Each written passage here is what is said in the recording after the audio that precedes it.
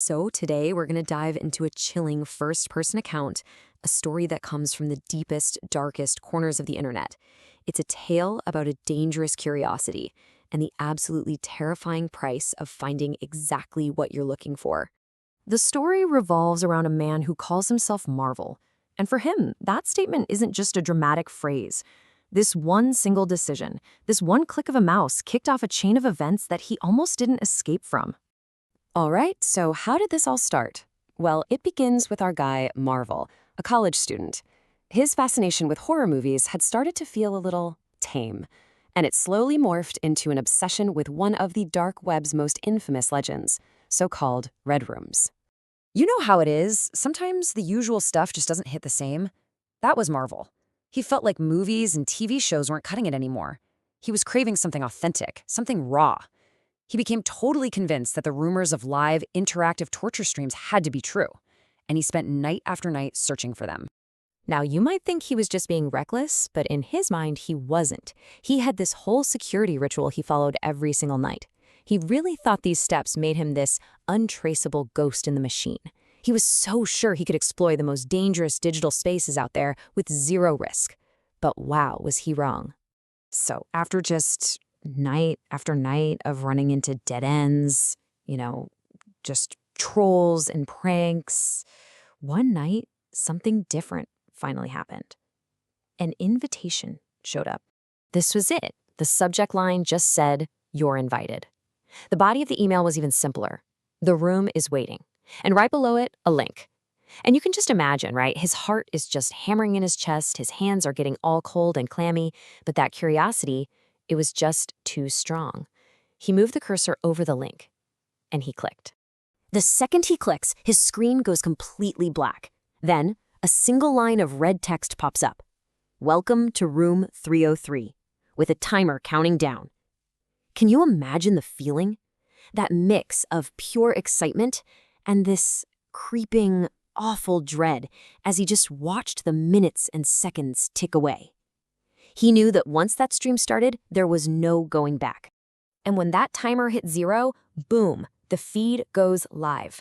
And let me tell you, this was no movie set. It wasn't fake. The room was decrepit, with damp, peeling walls lit by this one sickly yellow bulb. There was a man tied to a chair, bleeding, clearly terrified, while another figure in a mask just stood there, silent in the shadows. It was horrifyingly real. So Marvel's leaning in, right? He's trying to wrap his head around the gruesome reality of what he's seeing, and that's when it happens. The horror on the screen completely shatters the fourth wall and comes crashing right into his world.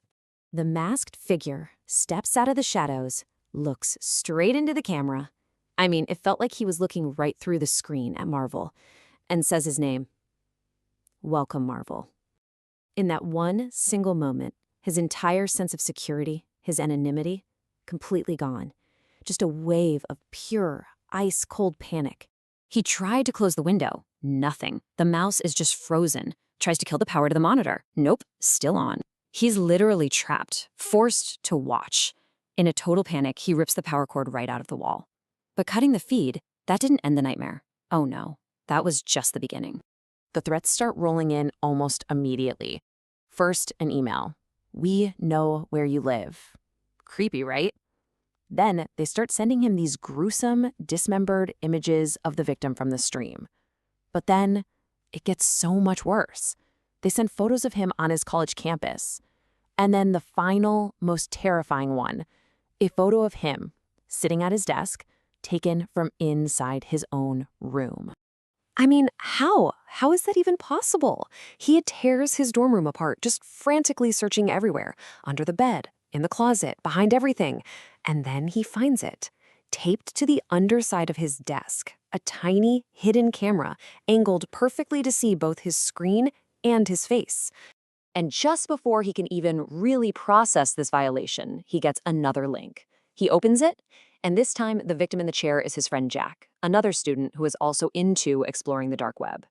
The masked man looks at the camera and says, "It's your turn next, Marvel." That's when he knew. There was only one option left. He had to erase himself completely. See, just running wasn't an option. These people could find him anywhere. So he had to die, but not in the real world. He had to die in the one place they were hunting him. the digital world. He went through and meticulously erased his entire existence. After managing to trace their IP to a group they called Syndicate X, he used every tool he could find to scramble his identity, destroyed every account, and even created and circulated a fake death certificate on Deepweb forums. Finally, he physically destroyed all of his hardware and just fled with a backpack full of cash. And when I say he disappeared, I mean it was absolute. He didn't just delete his accounts. He basically nuked his entire digital self from Gorbit, making them permanently inaccessible. He severed every single tie to the person he used to be, becoming a true digital ghost. So, for months, Marvel is a ghost, living completely off the grid. No phone, no internet, absolutely no digital footprint. Just constantly looking over his shoulder, wondering, did it work? Am I actually safe? But you know, that not knowing, that uncertainty can be its own kind of hell. He had to have closure. He needed to know if he was truly free. So, taking every precaution he could think of, in a public cafe, wearing a mask, he decided to visit the link to room 303 one final time. The page loads, but there was nothing. No timer, no live feed, just a blank screen with this single cold automated message. And that's when it all clicked for him. The room wasn't a public space. It was a trap, an invitation-only gateway to hell. And because he was now digitally dead, he was no longer on their guest list. So yeah, he survived. But look at the cost.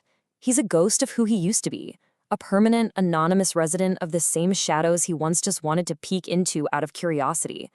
His story is just this chilling reminder that sometimes the most terrifying things in the world aren't fiction at all. They're waiting just one click away.